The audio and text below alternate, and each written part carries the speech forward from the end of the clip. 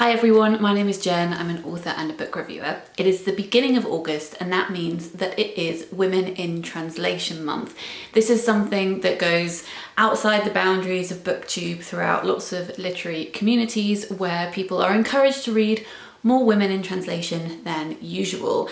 And I have been asked many times if I will do a top 10 recommendation list of books by women in translation that I love, which is what I'm going to do today, and then I'm going to talk about all the books that I could read from this month as well. Here on BookTube, Matthew, Jen and Kendra run the Women in Translation Month kind of read along. There is a group read as well, which I don't have a copy of, but if you would like a really structured way to approach this month, I will link their channels in the description box down below. They have some prompts and this month it's very casual. It's kind of going back to authors that you love, rereading things, taking your time. So if that is the way you would like to tackle women in translation, then head over to their excellent channels, which as I said, will be linked in the description box down below. So statistically, men are more likely to be translated into other languages, and also women are more likely to be translated by men. So double points for reading books that are written by women and are also translated by women. Of course, I will be recommending books that have been translated into English, but you could be reading books that are translated into whatever language you want to read or mainly read from. I'm also massively aware that reading books in translation seems to be a much bigger deal in the English speaking world because the English speaking world is a very self-centered place, whereas reading works in translation is much more the norm for other countries around the world. And whilst I read quite a bit of work in translation, I'm always looking to read more. A book that I particularly wanted to recommend too, actually, that you might want to check out, which are not novels by women in translation, but are about translation. There is, excuse my phone, 50 Sounds by Polly Barton. Polly Barton is a translator whose work I really love. I did an interview with her for Toast where I write monthly articles about books. I'll link that down below. It was really fun talking to her about the process of translating. She translates from Japanese into English. It was fascinating, so go read what she has to say. And she's also written an entire book about the translation process, about living in Japan, about learning another language, about how she sees herself as a translator as the midwife of books, which I thought was really fun.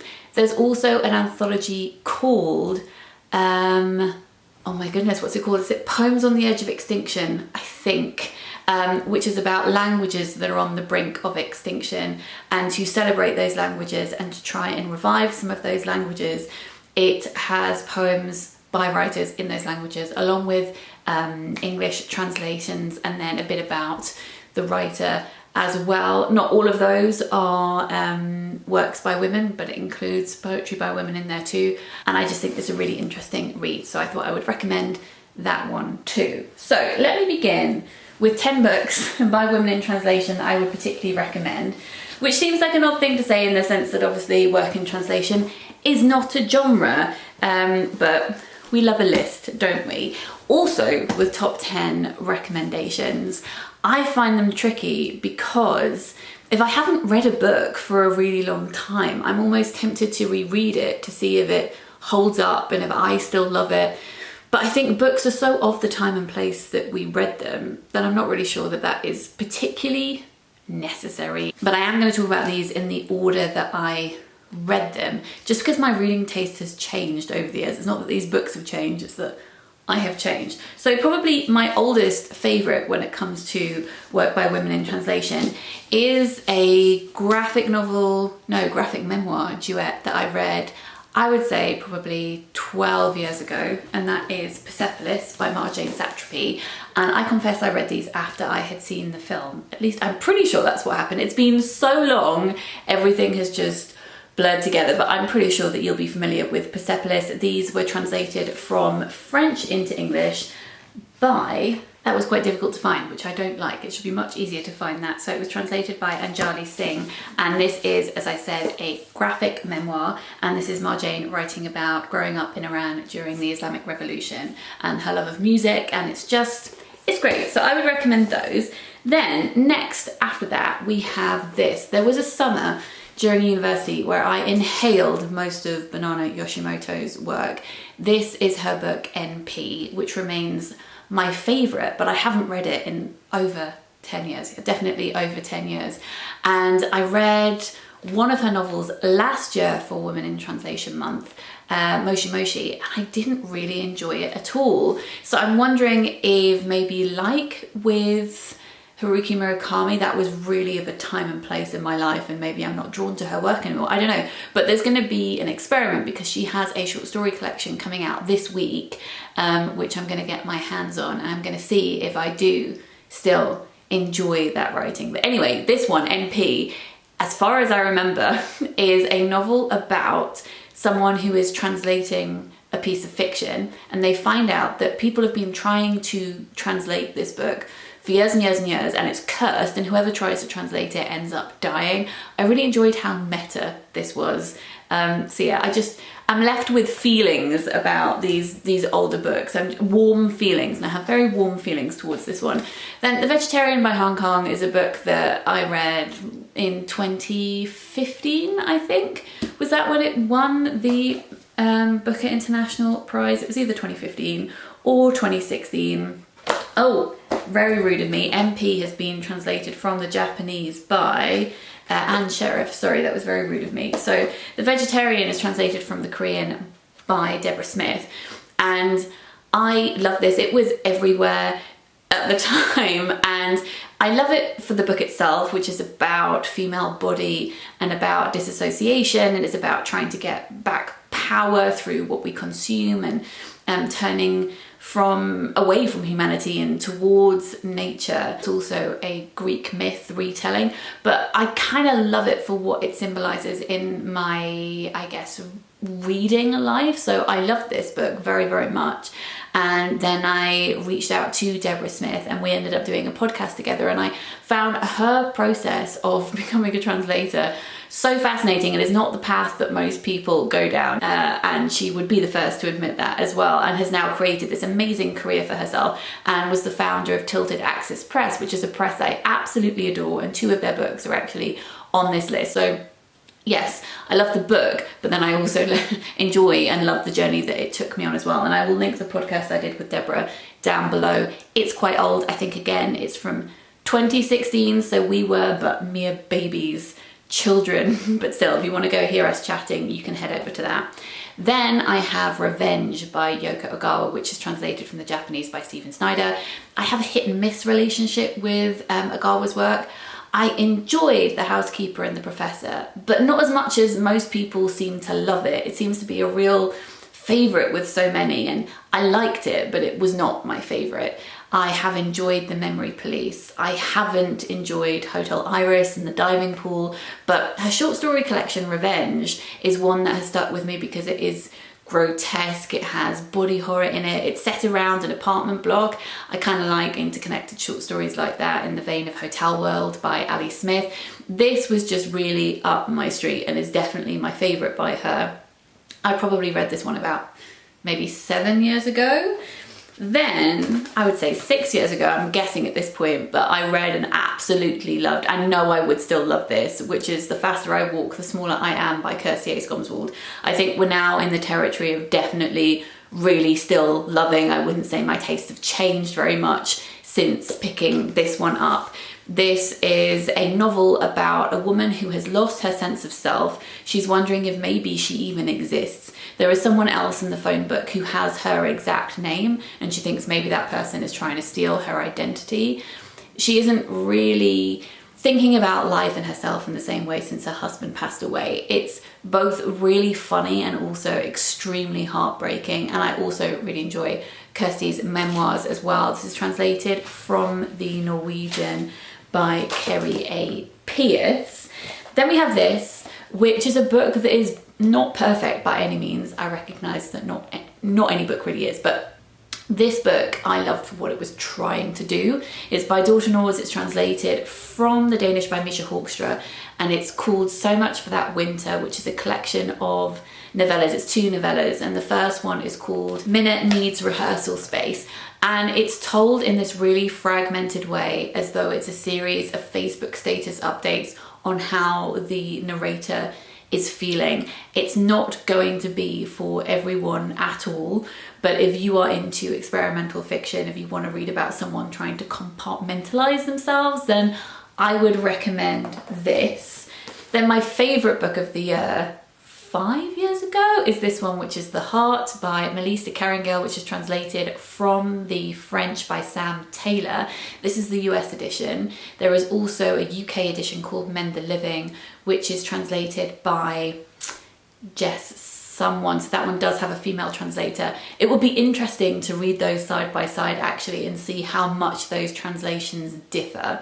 This is a novel about a heart transplant. It's about a teenage boy who goes surfing, and then on the way back from surfing he's in a car crash and he is declared dead at the hospital, and the doctors are trying to persuade his parents to let them take his organs because he was an organ donor, but his parents really don't want the doctors to do that. And then we also follow the woman who is hoping to receive his heart.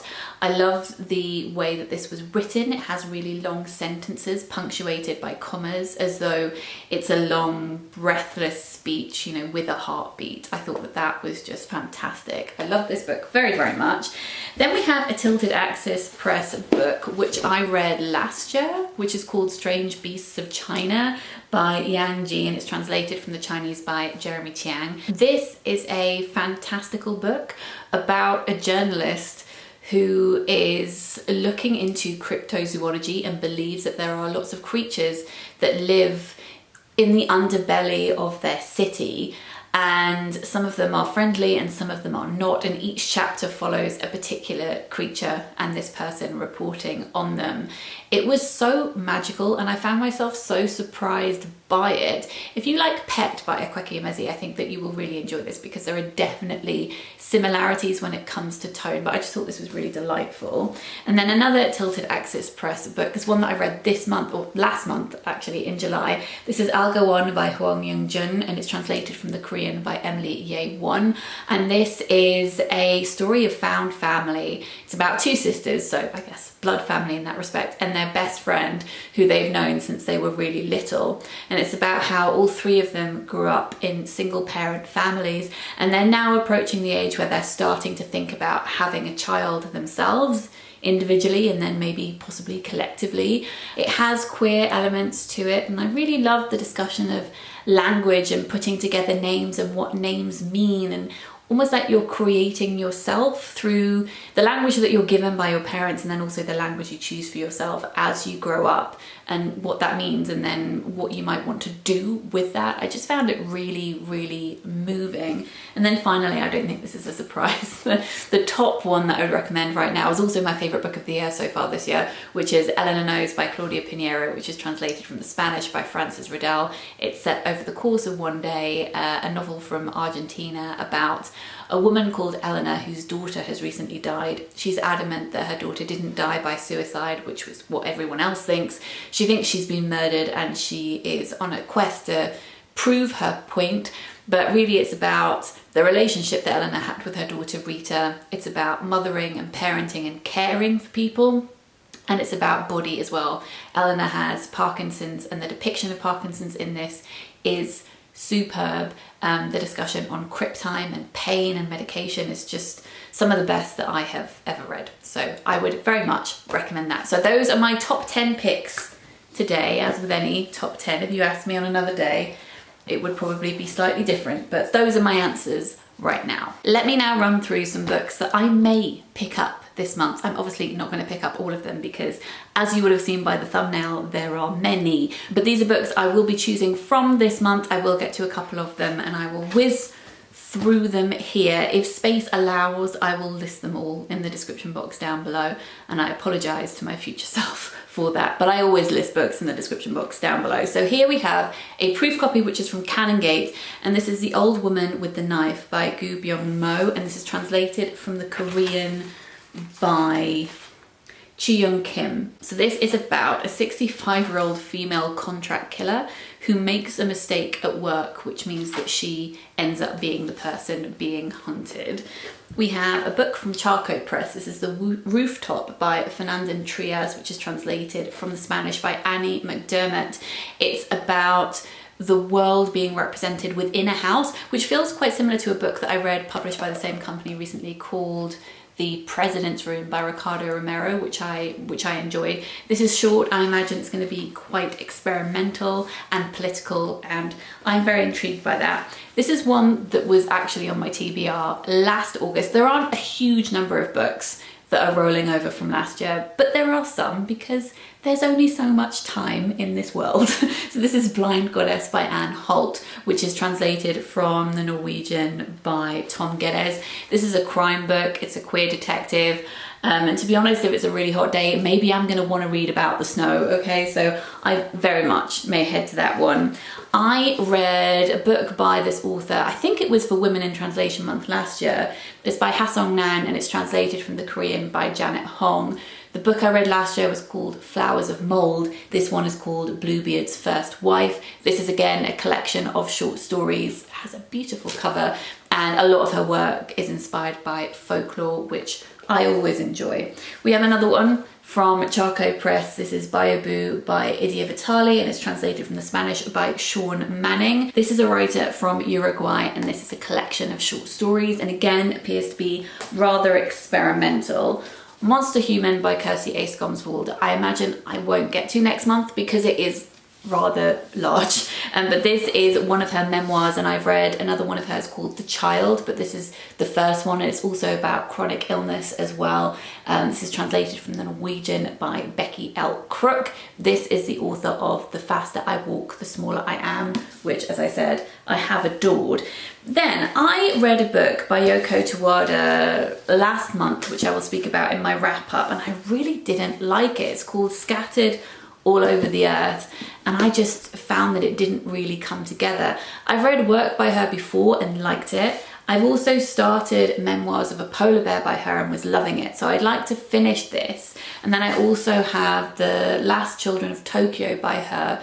So I kind of want to dip into these and see if she's more of a hit author than a miss author, because it really has been very erratic, my enjoyment of her work. But interestingly, The Last Children of Tokyo, which is a dystopian where a population is just getting older and older and young children aren't surviving, is translated from the Japanese by Margaret Mitsutani. But this one, Memoirs of a Polar Bear, which is three bears talking to the reader, is translated from the German by Susan Bernofsky, because Yoko Tawada writes in both Japanese and German, which is well, something that makes me feel rather inadequate. Then we got three books that I'm bringing over from last year. So this is Island by Siri Ranva Helm Jacobsen, which is translated from the Danish by Caroline Wright. This is about family life on the Faroe Islands. It's a novel. This is also a novel, but inspired by real life. It's called Seeing Red by Lena Moranier, and it's translated from the Spanish by Megan McDowell, and this is based on the author's own experience of losing her sight, which is something that I found quite difficult to read as someone whose sight is also deteriorating, but maybe this year will be the year. And then this one, I've been saying for a few years that I want to try this one again because I know how much Matthew adores this author. So this is Please Look After Mother by Kyung Suk Shin, and it's about a mother who goes missing, but it's written in the second person, and I really didn't gel with it when I picked it up the first time. So I want to pick it up again and see if I do want to continue with it, or if I want to part ways with it and say sorry to Matthew. Another author that I'm unsure about is Miko Kawakami. I've read Heaven and I didn't love it, and I think that this one is going to be the deciding factor as to whether or not I am a fan of her work. So this is All the Lovers in the Night, and it's translated from the Japanese by Sam Bett and David Boyd. It's about a woman who is lonely. She is a freelance proofreader and she's obsessed with light and how the light changes and it makes you see things differently. And then she meets someone called Mitsusaka, who is a man who shares her passion for light, and then they talk about that. I'm hoping that that is not going to be a really clumsy, heavy-handed metaphor for, you know, seeing the light, because Heaven was a little bit like that for me. It was yeah, it was just a little bit too obvious when it came to the imagery and all of that stuff. So we will see. Then I have these pamphlets, which I've mentioned before. If you are looking to read work in translation and you're not sure where to start, can I heavily, heavily recommend Strangers Press. They're based in Norwich and they have 3 pamphlet series. I think there are 8 or 9 in each one. So there's a Korean series of pamphlets, a Japanese one and a Dutch one, and they highlight work by authors, and each pamphlet is really short. So you can find out if there are authors in the sets that you really like, that you want to read more from, and then you can go and do it. I just think they're great and they publish everything so beautifully. So I have some work from each of their pamphlet series that I haven't yet read, written by women and mostly translated by women. We've got Han Yu-ju, we've got also Han Kang in here as well, I think. Bae Sua, we've got lots of different people in here. And I have showed these before, so I won't go into them in detail, but I'll link their website down below if you want to go and take a look at them. We have this by Yoko Tashima, who is one of my favourite, I can't really say that, I haven't read much of her work. I have a feeling she's going to be a favourite writer. I read Territories of Light by her a couple of years ago and loved it. This is in a similar vein because it's about a single mother and just writing about her life, and I really do want to get to this one this month because I just think I'm going to really, really love it. I've got Bae Sua's Untold Day and Night, which is translated from the Korean by Deborah Smith, and I should say that Yuko's book is translated from the Japanese, I think by Geraldine Harcourt. I think that is who translates her books. Yes, Geraldine Harcourt. So this one, Untold Day and Night, is about a woman who works at a cinema for the blind, and then she heads out on a walk with her former boss looking for a missing friend. I don't want to know too much more than that because it's so short. This is a book that I've carried over from last year, and I'm a bit wary of it because it has a girl in it who is blind, and I think I have heard that the representation is pretty bad, so I will have a go at this. I also know many people haven't enjoyed it. It just hasn't encouraged me to pick it up, the response from other people on BookTube that I've seen. But this is The Asawa Murders by Ruku Onda, and it's translated from the Japanese by Alison Watts. And I did see that a new book of hers is coming out really soon. I saw the cover announcement. So this is set on an island where loads of people die, and the only person who doesn't die is a blind girl, but of course she didn't see what happened because she's blind. I just feel like it might be a bit tropey, but we will see. Then we have another novel by Claudia Pinero, who wrote Elena Knows. This is a crime book. This is what she's mainly known for in Argentina, and it's called Thursday Night Widows, and it's translated from the Spanish by Miranda France. I don't tend to read loads of crime books in translation, and there are a few here, I think 3 or 4, so I definitely want to get to one of them. Then we have a book by Dolores Reyes, which is set in Argentina. It's about an unnamed woman who can't stop eating the earth. It's called Earth Eater. It is translated from the Spanish by Julia Sanchez, and I saw Holly over at Holly Exley reading this and saying she really loved it, so I was intrigued. And then we have this book, which is Dutch and won the Booker International, was it last year? What is time? I think it was last year, if not it was the year before. This is The Discomfort of Evening by Marika Lucas Reinfeld, and it's translated from the Dutch by Michelle Hutchinson, and this is a coming of age novel. Again, this is one of those books that I would like to pick up to see if I do gel with it, if I really do want to read it, because I've heard so many mixed things about it. So I'd like to decide one way or another. We've got this book here by Hiromi Kawakami, whose work I've really enjoyed before. This is The 10 Loves of Mr. Nishino, which is translated from the Japanese by Alison Markin Powell. This is about, well, it is about a man, but through the lens of 10 women who knew him. He has recently passed away, and they talk about what they knew about him after his death. And then finally, this is not all of the books by women in translation on my TBR, but it is a lot of them. We have Crimson. The translation of this one is really interesting. It's by Niviaq Corneliusson, and she is from Greenland. She wrote this in Greenlandish, then she translated it herself into Danish, and then it's been translated from Danish into English by Anna Halliger. So I just find that really interesting. This is kind of mixed media. I think we've got emails, text messages and stuff in here. I've seen people compare her to Sally Rooney. I'm not sure how useful that is, but I'm just passing on that little piece of information. So those are 10 books that I would very much recommend, and then a million books that I may pick some books from in August. I also am reading for a different themed reading vlog at the moment, which I hope to have up maybe next week or the week after. And once that is done, I will be delving into work in translation. I would love to know if you are planning your TBR around this month. Also, I may pick up a Moomin book because I've been saying that for a while, and Tove Jansson would be a woman in translation, so I may pick up a Moomin novel, which would be a treat, and I hope something that will warm my heart.